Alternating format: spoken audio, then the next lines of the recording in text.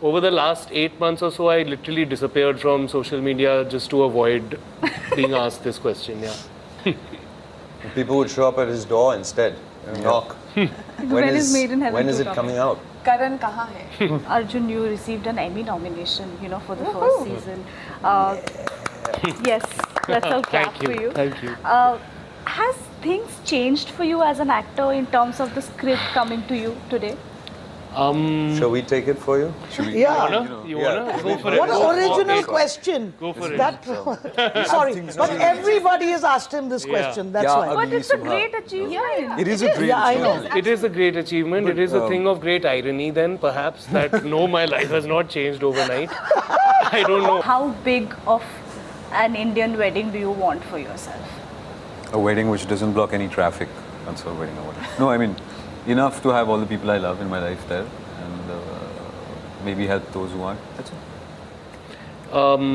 Yeah, I think the more personal, the better. Personally, yeah, I think not so into the big anymore. Yeah. Okay. I never think about it for even 1 second. Really, never? Okay.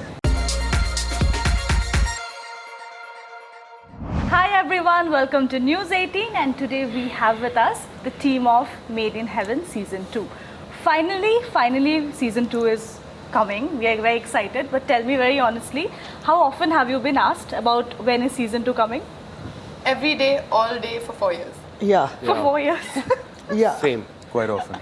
Same. Pretty often. Yeah. Over the last 8 months or so, I literally disappeared from social media just to avoid being asked this question. Yeah. People would show up at his door instead and knock. When is Made in Heaven When is 2 it coming out? Karan kahan hai?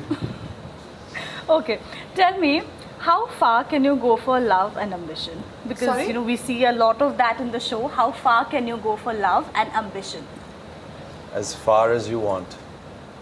Reema, why don't you take the question about love? As far as it's required, as far as I'm required to go, I suppose.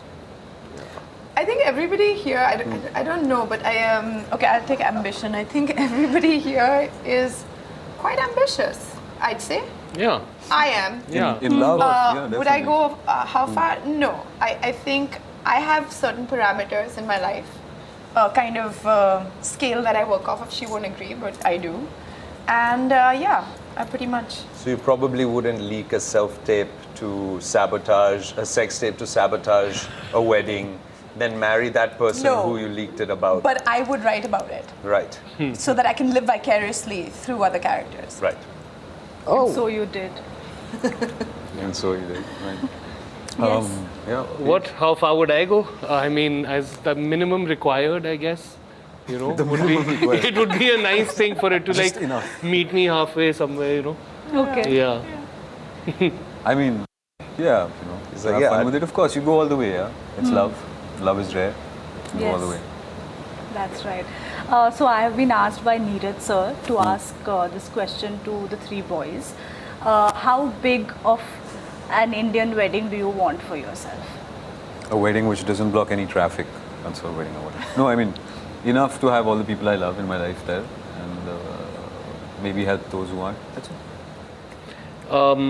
Yeah, I think the more personal, the better. Personally, yeah, I think not so into the big anymore.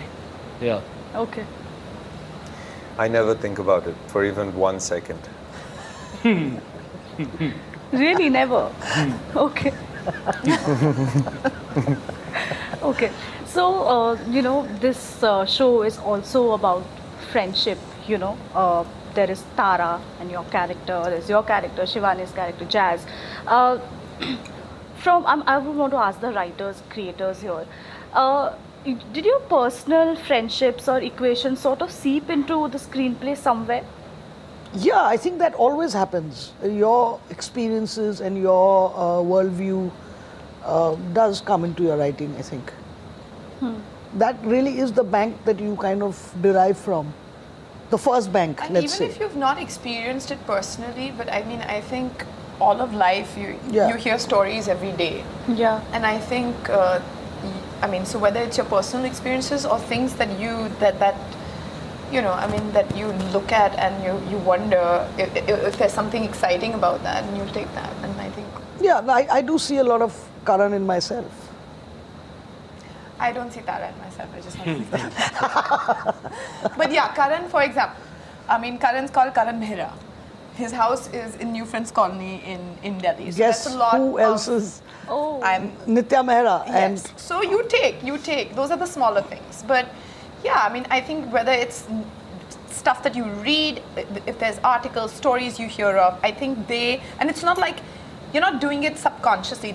It's all there. You're collecting from the day that you're born. And I think all of that makes its way through in some story or the other. I think every writer does that. Yeah. And Yes. if you turn the question to how much of yourself do you see in the character, or how much of yourself did you put into the character, the answer is essentially the same, which is, what choice do you have? I can't put Reema into it because I haven't lived Reema's life, so I can only put myself into it. Yeah. But when you have so many people working on the script, creating it, how do you sort creative differences? What happens in the writer's room? Please let us know. I mean, I think the better Fights? argument always wins. Okay. That's what it is. And, earlier when Zoe and I started writing, initially, we felt like, if there was a difference of opinion, we had to settle it then and there. And now I think it's experience. Maybe we are a little bit like marginally wiser than we were. So you know that you sleep over it and, okay, Nitya doesn't agree. But yeah, you just sleep over it and, the better idea will stay.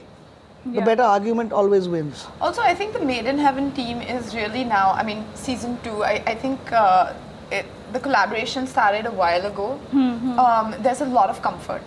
Yeah. And you work with people whose work you enjoy. So there is a lot of mutual respect there for each other's craft. And I think that makes it much easier. Yeah. Yeah, but I think that to really create something good, you also need an equal measure of disrespect. Because you can't be taking everything that your co-writer is saying and being like, this is the best idea ever. You have to question, you have to challenge. Yeah, and there has to So- be that level of comfort. Yeah. Absolutely, that's key. Yeah. Arjun, you received an Emmy nomination, for the Woohoo. first season. Yes, let's all clap Thank you. for you. Thank you. Has things changed for you as an actor in terms of the script coming to you today?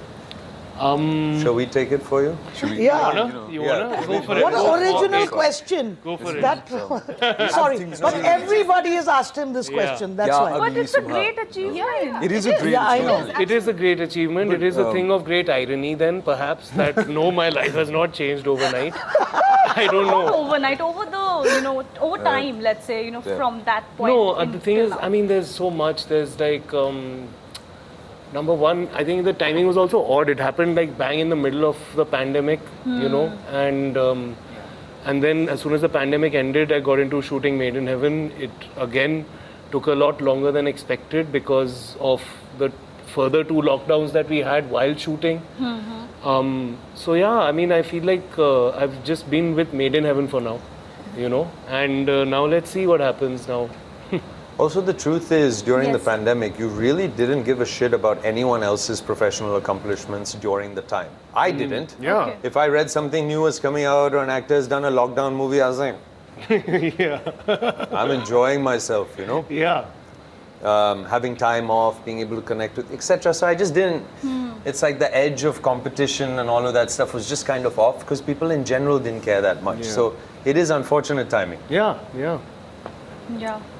Shashank and Jim, both of you, the kind of content that both of you have been associated with, I mean, people for sure know that, if they are part of something, it's really going to strike a chord, it's going to be meaningful. That is what I mean, essentially meaningful content.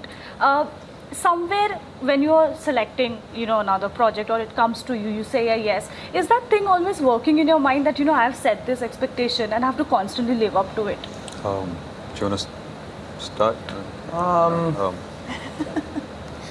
Well, I mean, so am I doing the Marlon Brando? yeah, go ahead. Yeah. So, well, firstly, just saying meaningful content already, Go lean back a little. immediately it kind of puts me on the back foot only because only in the last 5 or 6 years has content become such a used phrase to refer to what we do. I still think I would have been in films or in long form or whatever you want to call it. And content reduces it, in my opinion, to a kind of commodifiable unit that applies to reels just as much as it applies to a film.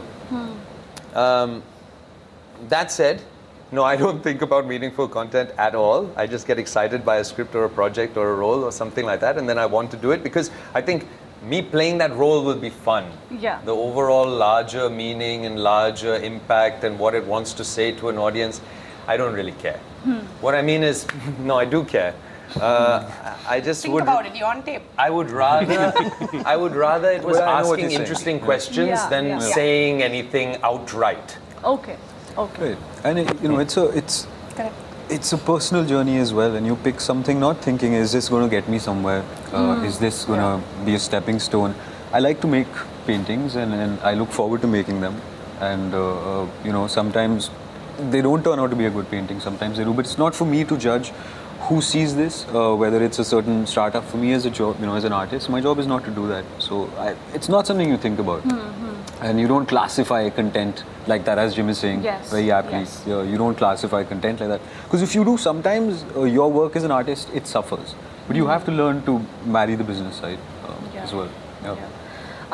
Nitya ma'am and Reema ma'am, so when the first season had come out, of course social media was still very much there, but now a lot has changed. People I wouldn't really say it in a negative way, but people are willing to make statements on social media. They're willing to judgments are very quick on social media. Would you say that has in any way, I mean solely in terms of how people think today, this generation, has that reflected in this screenplay in any way?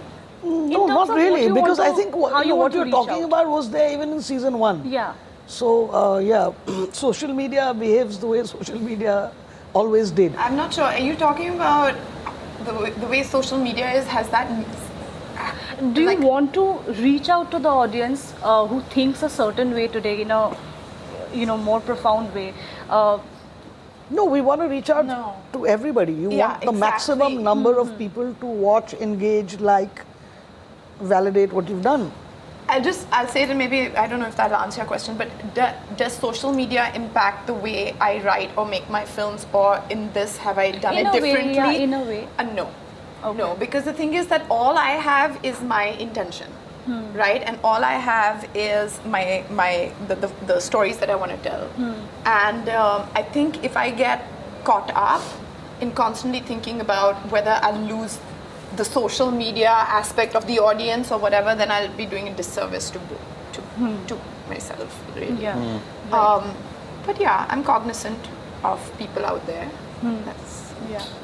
No, but sorry, very lastly, since just following up with based on what you told me, Yeah. when you talk about things like let's say queer marriage, or domestic violence, there was dowry also, which was Yes, which was yes. part of the first season. Yes. Very good episode. Yeah, that was a great episode. Yeah. Where do you really draw the line when you want to make it appear like it's effortlessly woven into the narrative, vis-a-vis, let's say, I don't want to make it appear too preachy? I mean, I think at the writing stage, you have to let things build organically. Yeah. You can't, there's no formula for things. Yeah. Like nobody ever says, my idea is to make a successful film. In fact, you'll make a very unsuccessful film if that is your idea. You know what I'm I saying? also think that when you're probably at that stage, like as filmmakers, I feel you can't really. I think as long as your characters are authentic, and the first thing is you treat them as people, and not be like, oh, that's the good story that I need to touch upon. Right.